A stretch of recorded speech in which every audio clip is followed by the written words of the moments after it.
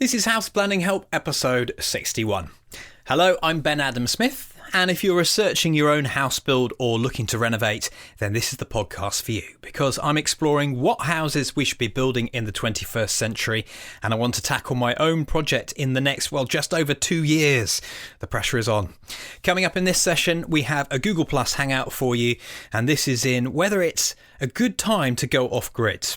We're actually going to get straight into that today because I've no other announcements to let you know about. So before I do, I just wanted to remind you why we do the Google Plus Hangouts. And for me, I see it as an opportunity to get together and to talk about these issues that we're all very passionate about, almost like a mastermind session. It's also bringing together people who might not otherwise be chatting because they're all around the world and technology just allows us to do this. And that is the other reason, really, that I almost see these Google Plus Hangouts as being part of new media. Instead of television, we might use these forms a lot more, particularly as they get more sophisticated. I can think of all sorts of ideas that I'd like to do with the technology, just if I had a few more resources. So hopefully one day I'll be able to show you exactly what I mean on that. But if you would like to be part of one of these, that's the other thing. It just enables anyone who would like to join the discussion to do that. Then head to houseplanninghelp.com/hangouts. And all you need to do really is have a passion about the topic and enjoy talking about it, have something to say. That's just the main thing. So my panel today consisted of Mike Coe. He lives in an autonomous house, and we spoke to him in episode 54. If you haven't heard that episode, not only is it very good, but Mike afterwards created a video tour for us. So if you head to houseplanninghelp.com/54, you can check out that video if you haven't done so already. Also on the panel is Paul Sheckle, who's the author of the Home Owner's Energy Handbook, Your Guide to Getting Off Grid, and Ken Silverstein, who's a journalist. He tends to focus on issues around energy. He writes for Forbes and the Christian Science Monitor, just to name but two. So we'll get straight to it. The quality of this recording is not quite as high as I would like it to be. I'm trying to improve it for future Hangouts because, as I mentioned, I feel these Hangouts are important. So bear with me on that one. And I started by asking Paul to give a brief explanation of what it means to go off-grid. Typically, going off-grid is a term used when we try to disconnect from the electrical power lines, and that's kind of how it's seen in a broad and also very limited sense. So off-grid, the power grid. I like to take the approach where we can get off of multiple grids. We can try to get off the transportation grid, get off the propane grid, get off the fossil fuel grid, so to speak, and take it as wide and deeply as we can. And just continuing this a bit, who were the first people to go off-grid? Perhaps, Ken, you can explain a little bit. You've been writing about all these issues that affect energy over the years. Has it changed, or is it the same amount of people who are off-grid? It's a trend that's escalating, but it's not one that's without controversy. In fact, there's a lot of controversy attached to it. It may, on the surface, seem like a rather benign concept. The reason this trend is escalating, at least here in the United States, is that the cost of rooftop solar panels has dramatically fallen, and the price keeps falling, which makes them an inexpensive proposition for homeowners. At the same time, the people selling them are providing attractive financing options, so it's becoming an economical option for homeowners to do with the financing, the low cost of the panels, etc. And then there's the government incentives, which are also increasing the trend, if you will.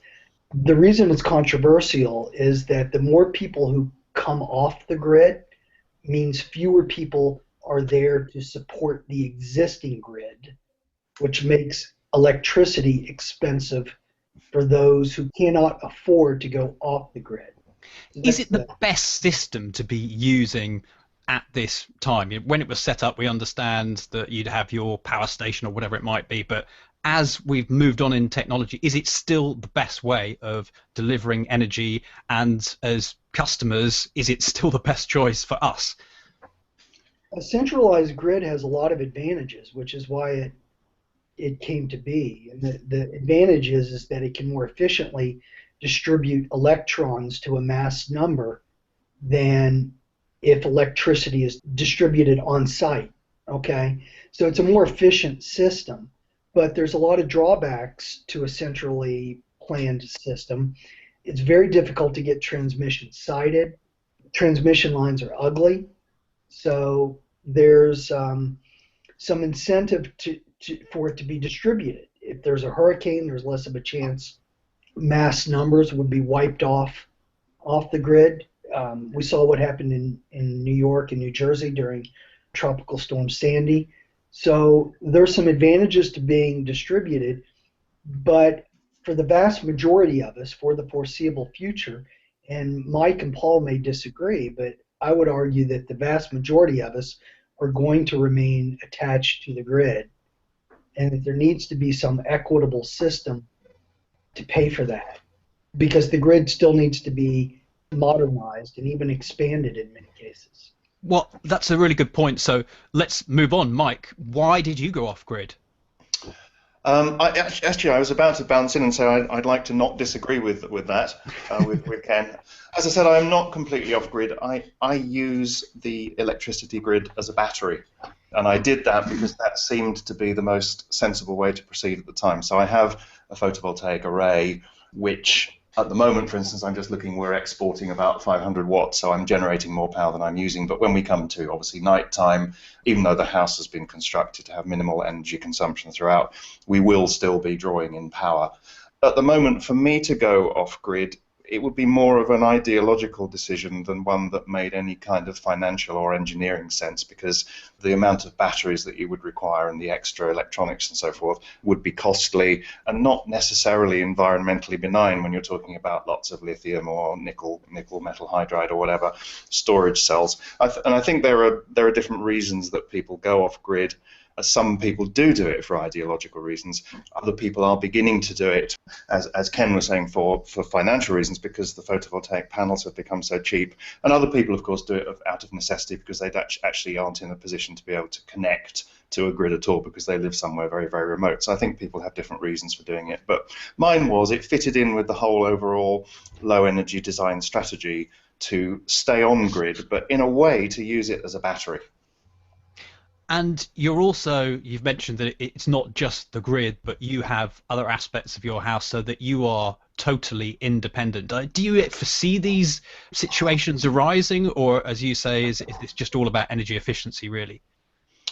It was in my case. I'm just going to briefly say I was reading the other day that apparently those dark and despotic oil magnates, the Koch brothers, I think in conjunction with the American Republican Party, are attempting to put a tax, aren't they, on people who actually have photovoltaic installations. Obviously, they have massive interest in the oil industry, and they can see there's a loss of funding coming because people are generating more and more of their own power. So they're trying to put a tax on people who've got photovoltaic installations on the basis that it's destabilizing the electricity grid, and therefore they should be made to pay for that. I don't know, that's just a side issue.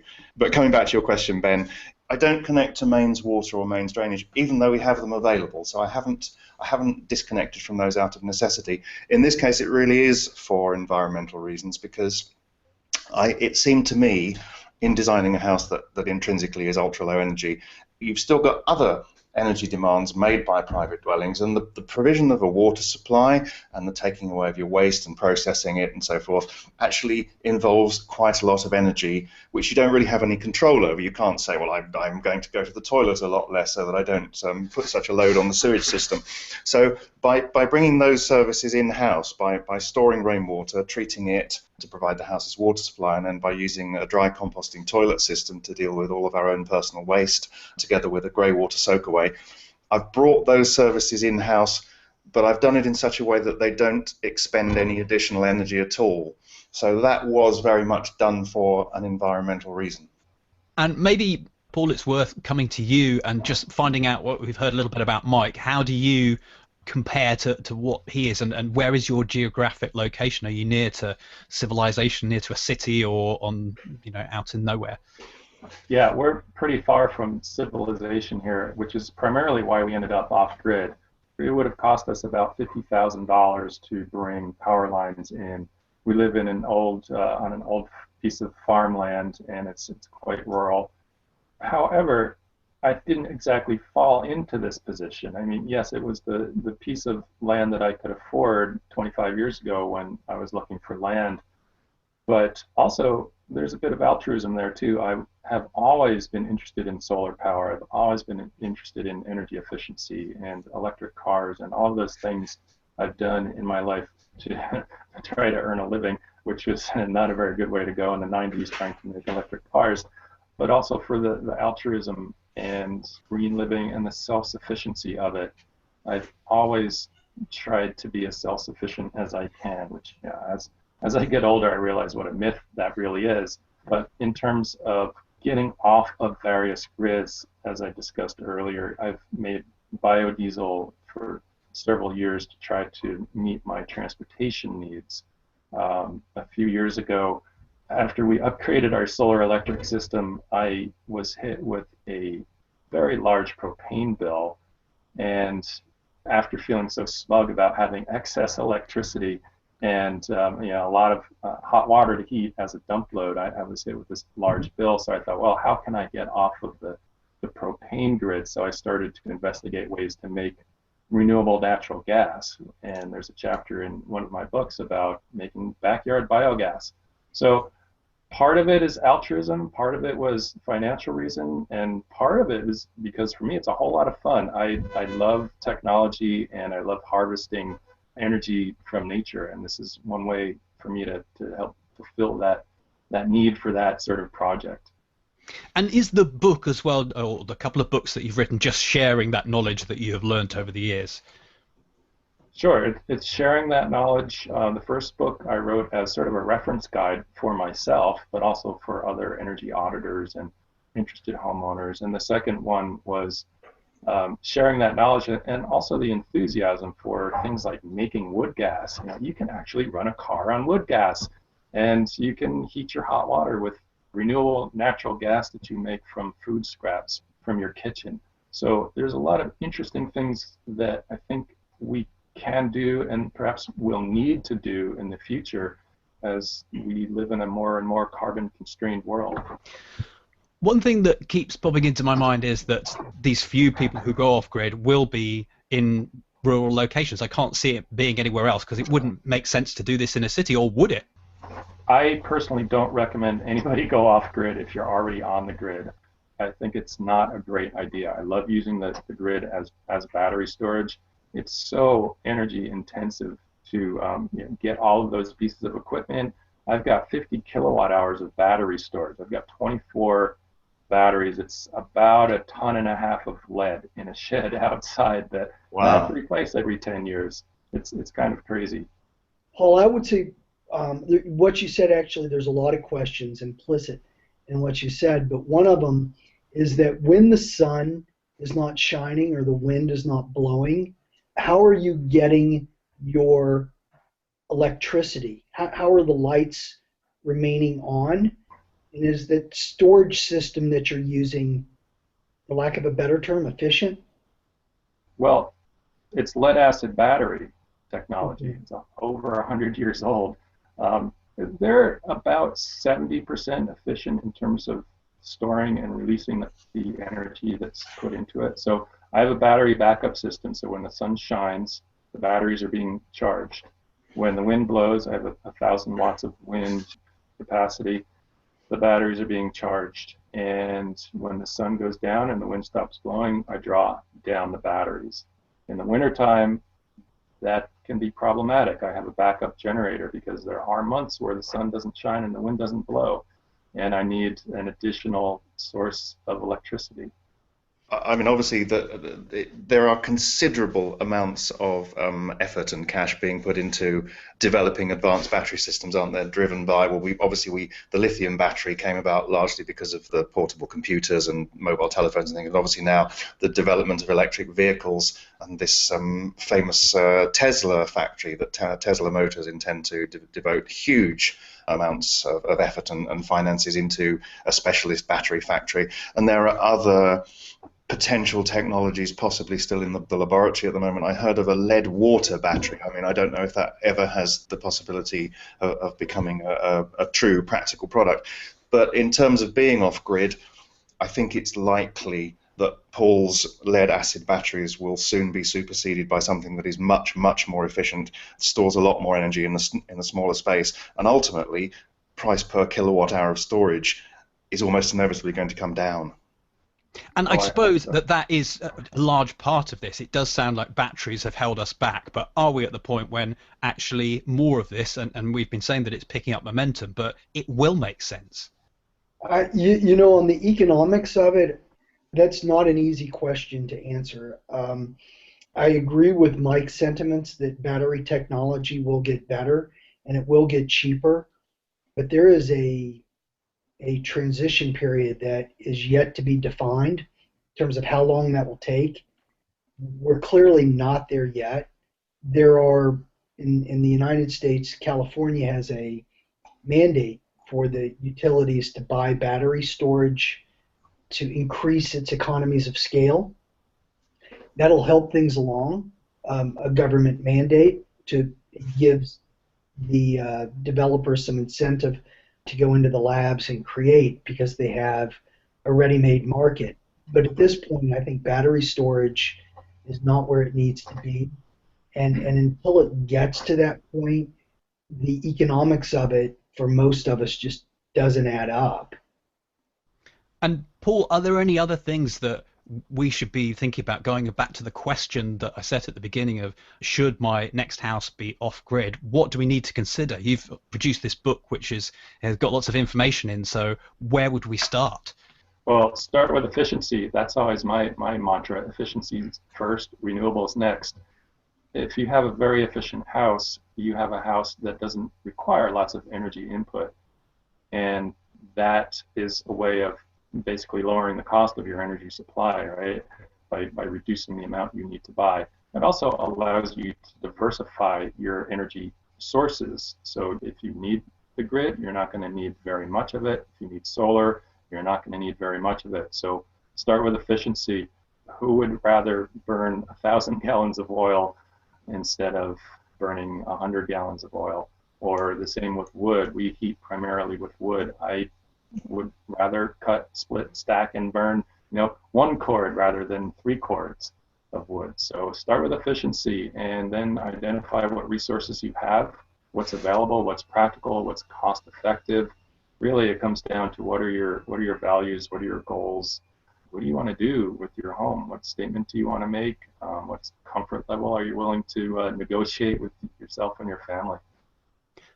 And Mike, with your house, I've been lucky enough to visit it, and it's lovely and warm even in the depths of winter. So has this cost you a lot of money? I know that one of the questions that I saw before we started this hangout was that I'd like to go off grid, but the cost is too much.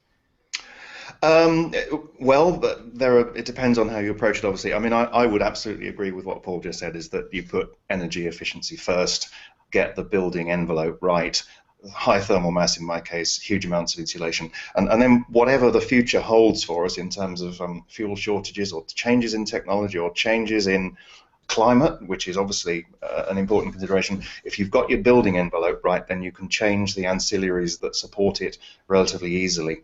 In my case, yes, I didn't really set it, because I'm not a property developer, because it was very much a self-build. I didn't set out to build necessarily a house that could be scaled up into multiple units. I set out to effectively to make the best job I possibly could, and people can take what they want from it. I mean, there are many examples of the way this house has been built that can be translated to other buildings, but it was always a question of, yes, get the house as energy efficient as possible. And I did pay a premium for that to a certain extent. I could have built the same size house more cheaply, or I could have built a bigger house on the same site if the local council would have allowed me to, for the same cash. But the overriding factor in the decision-making process was always, well, is this efficient? Is this going to give us the best possible energy performance? But now that the house is operational and it's pretty much finished, apart from those little irritating jobs that you never get around to completing, and it's performing, it has exceeded my expectations fairly considerably. And without going into immense detail, compared to the relatively ordinary Victorian semi-detached house that we were living in previously, typical of the type of houses that many people in Britain still live in with standard servicing, I am saving more than £3,000 a year, so more than approaching $5,000 a year. I am better off by that amount, simply by living in this house. And you're more comfortable, as you've mentioned. We're getting towards the end of our hangout, and Ken, I wanted to just ask you about more of this maintaining the utilities. How do you think they view this movement if it is gaining traction? Well, this is what the original comments that I made that I didn't yet expound upon. The utilities, for obvious reasons, feel threatened by this phenomenon. And the reason is because they collectively spend $25 billion a year in this country to maintain the grid and to improve it and then ultimately to expand it. So if more people go off the grid, that leaves fewer people to support the grid, which means that utilities would have a harder time raising the capital they need to make the improvements they would need. They'd go to the capital markets and potentially pay higher to borrow money to make these improvements. Investors would demand a risk premium, if you will. So utilities are resistant to this change. Naturally, if they're selling less electricity, they're also making less money. And so there needs to be some type of reconciliation between the utilities that maintain the grid and those who go off the grid. And that's a lot of these battles that are going on statewide. It's a little like the public school system, which is, at least where we live, it's supported by property taxes, whether you have a child in school or not, with the idea that public schools are a benefit to everyone, so everyone pays property taxes, regardless of whether or not they have children in private schools or whether or not they have children in schools, because the idea is that it's a public good, and the grid similarly is a public good. When you feed electricity to people's homes or to businesses, it creates an economic ripple effect that keeps going. So having a durable and reliable grid is a vital, vital thing. So I'm very sympathetic to the utilities' arguments that there needs to be some type of equitable cost-sharing arrangement. I wanted to also add a very quick thing about the battery storage and how long a timeline that is, if I can, and I'll be brief. In the story, which I think is where you came upon me, that was just in Forbes, I had interviewed the Rocky Mountain Institute, and it suggests that in the sunnier climates like Hawaii and in the Southwest, that this trend toward more self-reliance will be much faster than it will be in, say, the East Coast, where it's primarily cheaper coal-burning power. But it seems to think that the trend will happen nationally at some point, but it'll begin on the West and then gradually move into the areas that are more reliant on cheaper burning fossil fuels. Paul, do you have any closing thoughts for us? I'd just like to follow up on what Ken just said. And here in Vermont, one of the smallest states in the country, we have a net metering law, and that allows for renewable energy grid tie-ins to max out at about 4% of grid capacity. And we're meeting that, and some of the utilities here have exceeded that 4%, and they're getting nervous. And that 4% of revenue loss means to them that they're spending a larger portion of their budget on poles and wires maintenance, and they're losing money, and they are nervous about that. It's getting to be an interesting set of dilemmas out there that we need to face, and it'll be an interesting future as the grid changes and our sense of energy and carbon changes over time. And Mike? Just picking up on that point, it's an interesting thing. It's a strange situation, perhaps, that the traditional utilities find themselves in that their core business is kind of being eroded in a way that they can't really control. And we've had, I can't remember what the current state of it is, but we've had in the UK various incentives whereby electricity and gas companies have been obliged by government to help people improve the insulation of their houses so that they can reduce their energy demands and so on and so forth. It's been part of the whole package. But that puts any commercial entity in a very strange position where they are actually having to subsidize methods that will ultimately reduce their revenue, reduce their income. It's a bit like I set up a furniture factory, but I'm obliged by legislation to provide grants to people so that they don't need to use as much furniture. So it's a very odd situation. There's one further thing which possibly applies more to the UK than anywhere else, but it relates to peak gas and peak oil and peak traditional fuels. In that, I mean, we've had a disastrous series of decisions about re-equipping the UK's energy generating capacity. We've just about managed to persuade the Chinese to build a new nuclear power station here, which won't come on stream until probably 2030 or something. We're paying a massive price for it. We are apparently beginning to look at bringing in massive diesel generators for emergency backup because it is perceived that there's not going to be enough spare capacity in the grid to meet peak demands in coming years if we have exceptional drain on the system due to unusual weather patterns. We have a real risk in this country anyway of the grid collapsing at various times, which is why the government are sneaking in these enormous diesel generators, which obviously isn't environmentally great, but they're desperate that the lights don't go out.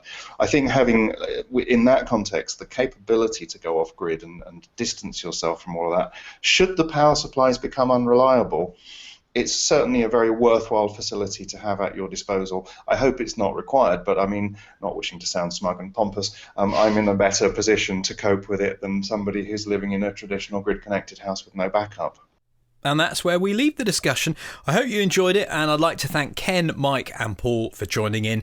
What I've done is summarise the key points from this discussion, and you'll find them in today's show notes at houseplanninghelp.com/61. My call to action today is, if you're someone who's on Twitter already, perhaps you could share a link to the podcast. You can write your own tweets, or if you just want to make this really easy, we've got a pre-populated tweet. If you head to houseplanninghelp.com/share, so that's SHARE, and it'll pop up on the screen, and then you can just press tweet, and we do all the hard work for you. Thank you in advance on that one. Now, I'm off to the AECB conference. I'm really looking forward to this. It's been quite hectic over the last few weeks, and I'm hoping that I can just sit back and relax and take in some information, come up with some ideas for some future podcasts. But I do know I've got to record a few down there as well, so it's going to be fun. I'll report back on that next time. And that's pretty much it. Thanks for listening. Take care.